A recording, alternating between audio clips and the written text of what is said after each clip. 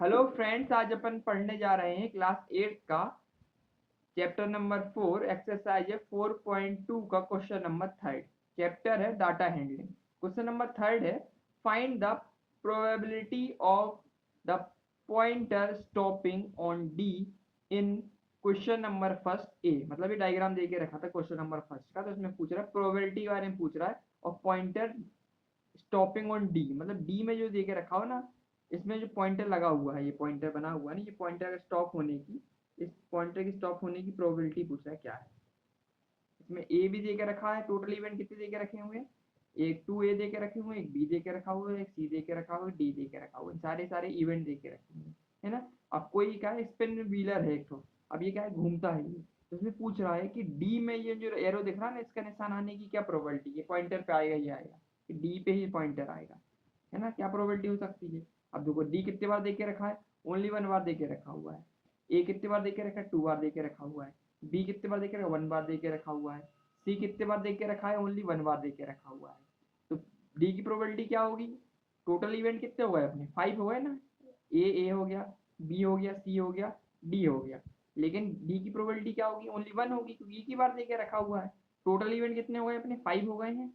और डी की प्रोबेबिलिटी क्या हो गई, पॉइंटर में आने की केवल एक हो गई है ना, क्योंकि एक ही बार दिख रहा अपन को डी दिख रहा है, तो डी की प्रोबेबिलिटी 1 हो जाएगी। और टोटल आउटकम कितने हो जाएंगे, 5 हो जाएंगे, कि एक 2 ए दे के रखे हुए, एक बी दे के रखा हुआ, एक सी दे के रखा हुआ, डी दे के रखा हुआ है। तो ये पूछा उसने possibility of a pointer stopping on D, D में होने की क्या प्रोबेबिलिटी हो जाएगी, तो 1 बाई कितना हो जाएगा, 5 हो जाएगा। ठीक है, अपन इसको कर लेते हैं सॉल्व।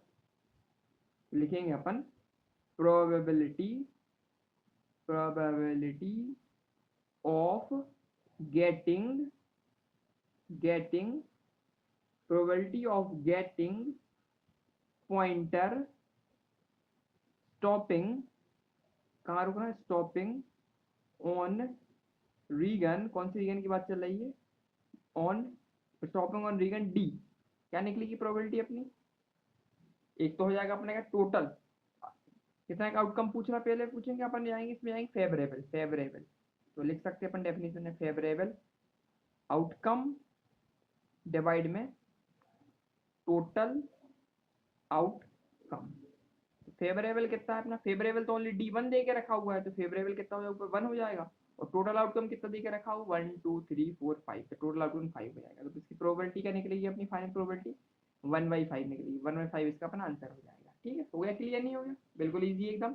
कि अपन को सबसे पहले देखना है कि डी कितने बार दे के रखा हुआ, ओनली 1 टाइम दे के रखा हो, तो इसकी आउटकम कितना हो जाएगा, 1 हो जाएगा। और टोटल आउटकम कितना दे के रखा, 1 2 3 4 5, तो टोटल आउटकम 5 हो जाएगा। तो इसकी प्रोबेबिलिटी क्या निकली, 1/5 निकली है। अब इसका नेक्स्ट क्वेश्चन है B, probability of getting an ace from a well stuffed deck of 52 playing card. ठीक है, ये करने का देखिए, कार्ड दे के रखे होंगे ना, प्लेइंग कार्ड्स होते हैं, अपन ने खेले होंगे बचपन में, कितने कार्ड दे के रखे, 52 कार्ड दे के रखे हुए हैं। और उसमें पूछ रहा है कि प्रोबेबिलिटी पूछ रहा है गेटिंग एन एक, एक मतलब होता है तुम्हारा इक्का, इक्का आने की क्या प्रोबेबिलिटी है। अगर पूरा एक गड्डी कार्ड काट के रखी हुई है, तो उनमें से ये इक्का होता ना, उसमें इक्का आने की क्या प्रोबेबिलिटी, सबसे पहले अपन समझेंगे कार्ड्स क्या होते हैं। कार्ड्स कितने होते हैं, 52 कार्ड्स होते हैं एक एक पैकेट में।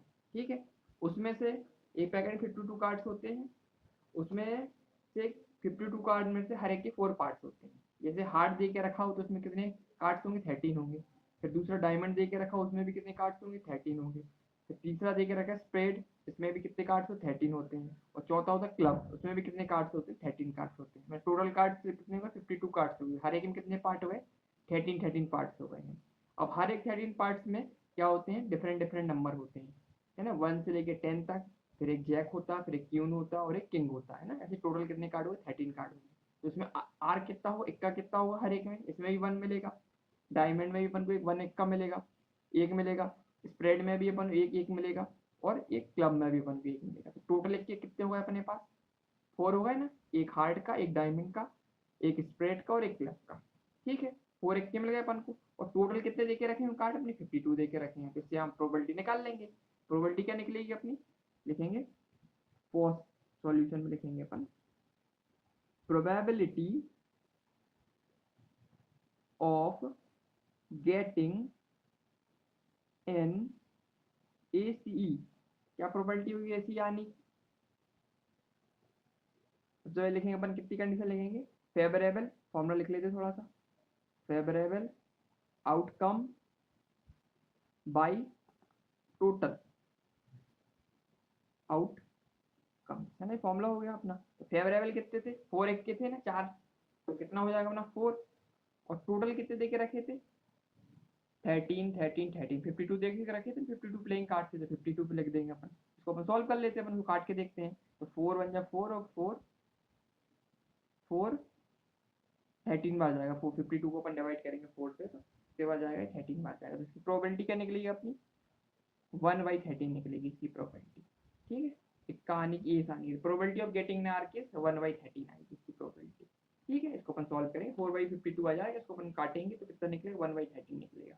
ठीक है, तो ये अपना क्वेश्चन नंबर क्या होगा, पहले का दूसरा कंप्लीट हो गया। अब इसमें क्वेश्चन नंबर एक और दे के रखा हूँ, थर्ड दे के रखा हुआ है, ये है इसमें probability of getting a red apple C in the figure. इसमें पूछा है कि प्रोबेबिलिटी बताओ आप किसकी, रेड एप्पल आने की। अब देखो अलग अलग एप्पल दे के रखे हुए हैं, एक बॉक्स में ग्रीन दे के रखे हुए हैं और रेड दे के रखे हुए हैं, डिफरेंट डिफरेंट नंबर दे के रखे हैं। सबसे पहले अपन देखें टोटल नंबर ऑफ एप्पल कितने देख रहे हैं, 1 2 3 4 5 6 7, तो टोटल एप्पल कितने हो गए अपने पास, 7 हो गए हैं।